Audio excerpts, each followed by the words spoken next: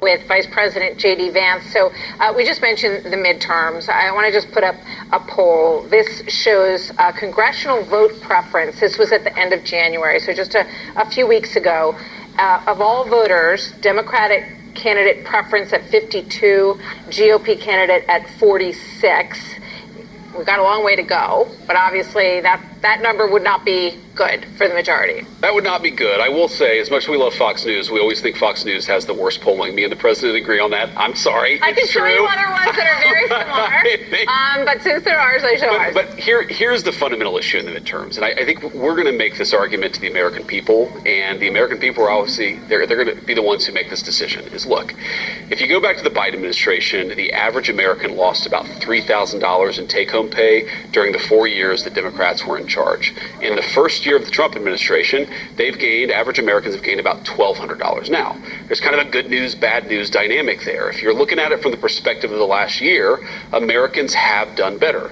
If you're looking at it from the perspective of the Biden administration, we're still digging out of the hole the Democrats put us in. And I think that the question we're going to put to the American people is, do you want to give the government back over to the people who frankly burned down the house and made most Americans much less wealthy and much less safe? Or do you want to double down on the president's leadership, which has helped us recover from some of the problems caused by Joe Biden, and then has built a lot on top of it? Because so much of what we've done over the last year are things that are going to pay long-term dividends for the American people. $18 trillion of new investment. That's factories being built. That's wages going up. A 20% reduction in murder rate. We've obviously secured the border, and we've got a lot of criminals out of this country in the process. So there's a lot to run on. There's a lot to talk about. But Martha, there's still so much to do. And I think it's up to us. It's up to me. It's up to the president. It's up to the entire team to make the argument to the American people that we've made your life better. And if you give us another couple of years of Republican governance, we can keep on building upon that record. So your family is expanding. You're going to have a new child. We are. Congratulations. Thank you. In July. A lot of young families are having trouble buying a house. Of course. And I'm wondering if in the State of the Union, not to get ahead of the president's speech next week, but will we hear any sort of hard, incentives, a tax incentive, a program where if you're going to buy your first house, we're going to make your taxes lower, anything along those lines? Will we get that? Well, the president's actually articulated a number of ways to make housing more affordable, especially for young Americans who want to start a family, want to raise that family in a house that they own. I think that's a critical part of the American dream. One of the president's proposals he came out with just a couple of weeks ago, actually, was to stop institutional institutional investors from buying homes that should go to American families and to American citizens. That's going to make housing more affordable. But the president has also driven home the most important thing that we can do to make housing more affordable is to actually lower interest rates. Right now, because of the Federal Reserve, we have interest rates that are still way too high, even though inflation has come down. Frankly, it's come down faster than people thought it would under the Trump administration, and yet the Federal Reserve is keeping interest rates stubbornly high. That means if you go and apply for a mortgage, you're paying much more for that mortgage than you should. So we're going to make it easier to build and create homes. We're going to make it easier for Americans rather than Wall Street to buy those homes. But we also need to get interest rates lower. That's a critical part of the president's agenda. What do you say to people who say, I'm not sure I should have a third or a fourth child because it's too expensive? Well, one, I hear them, and I know a lot of young American families are actually deciding not to have kids or delaying kids. I mean, look, what I would say is it's never a good time in the sense that it's never going to be perfect. It's never going to be easy. I know as the father of three with a fourth on the way, there are always going to be challenges, but I don't know anybody who chose to have another kid who regretted it. Even sometimes if it was financially difficult, it often is. I think babies are a good thing, and I think if we have more of them in this country, the country will be much better. Well, thanks for doing your part. We're doing our part. Thanks for doing your part. And the second lady. So on immigration, can you describe how it's going to look different now after the Minnesota surge? And is Tom Homan now leading this immigration push to try to remove more people who are here illegally? Well, Tom Homan's always been a critical part of what we've done at the border, and when it comes to immigration enforcement, what we've consistently said is that we want to deport violent criminals, people who came in under the Biden administration illegally, and get them out of our country so that Americans' wages can go up, so that American streets can be safer. Tom's been an important part of that, but of course Kristi Noem's been an important part of that. Our DHS Secretary, Stephen Miller, at the White House has been an important part of that.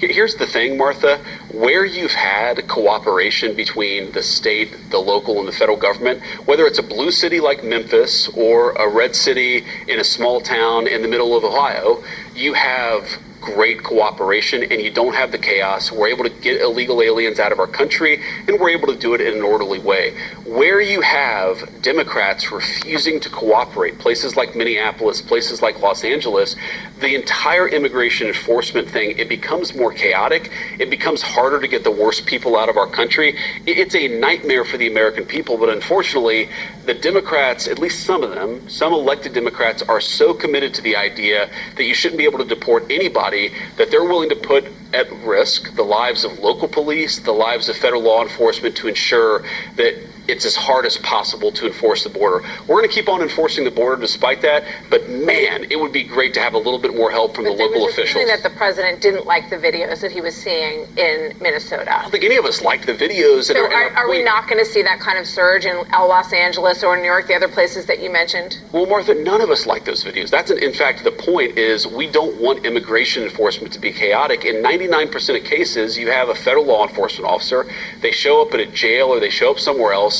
They identify a person who needs to be deported, and they get him out of our country. That's how it should work. Where you have that chaos in Los Angeles and Minneapolis, it's because the local authorities are so committed to an open border that they want to put law enforcement at risk. We're not going to surrender to that. We're not going to submit to that. We're going to be deliberate. We're going to be smart. We're going to try to prevent these chaotic scenes that, of course, the Democrats use to political advantage, but we're going to keep on enforcing the border, Martha. That's the mandate the American people gave us. So I want to ask you something about AI. I haven't heard you talk about this in recent interviews. Sure. And a couple of models came out that were a little scary. I agree with this gentleman. And even totally. The head of Anthropic, who is usually pretty optimistic about how he sees it, doesn't see it as dangerous or scary. The team member with President Donald Trump. New models. Watch this. Look, you can't just give instructions. I mean, we try, but you can't just, have these things do exactly what you want to do. They're more like growing a biological organism. But there is a science of how to control them. Like early in our training, these things are often unpredictable, and then we shape them. We address problems one by one. So he said that in some cases these models were deceptive, that they were able to produce blackmail and scheme against the user. These are raising a lot of questions, and I'm wondering, one piece this week said this is going to be like COVID, that we didn't see the early tea leaves and realize how bad it was. Is this the responsibility of the federal government, of the White House, to be out in front on this? And are you at all concerned that you're going to look back on this and say, we should have done more? Well, we have some of the smartest people working in AI in the world who are advising the White House, some of them are actually working in the White House. The one thing I disagree with the clip that you showed is the CEO of Anthropic saying we have no control over this. I don't think that's entirely right. I think that the people who are developing these models, the people who own these companies, they do have certain control over it. They would like to deflect from that a little bit. But yeah, do I worry about AI? I worry about a number of things, Martha. I worry about companies using artificial intelligence to surveil Americans.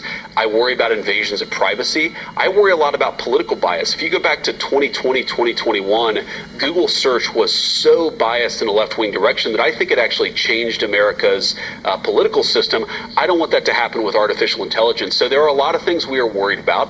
There are a lot of things that we're focused on at the White House. But right now, we think that the technology is developing in a way where we can create a lot of good prosperity for the American people. And right now, the White House is on top of it. But yes, we're going to stay on top of it. Should the states regulate this, or should it come from the federal government? What do you think? Well, look, I think fundamentally you're going to have one standard because these companies are so complicated, and what's happening in California affects what happens in Ohio and vice versa.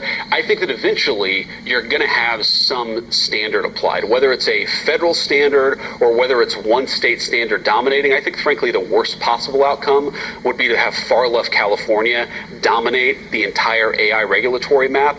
That is unfortunately what the Californians would like to happen. I think that we need to be a little bit safer. There are a lot of pieces of legislation. Marsha Blackburn has a great piece of legislation about child safety online. There's a lot of other stuff. There's a lot of stuff that we've been working on, but we do need to be careful about this. But I think the Trump administration, at least, we're taking the right approach. Okay, I know you have to go, but this is a very quick one. Eileen Gu is skiing for China. You were at the Olympics, at the Open. Enes Kanter has said she's a traitor. Some people have said that this is a treasonous to ski for China and to overlook Jimmy Lai and the Uyghurs and pretend like those things aren't problems is a huge problem. What do you think her status should be? Should it be changed? Well, look, I'm not gonna. I have no idea what her status should be. I think that's ultimately up to the Olympics committee. I won't pretend to wade into that.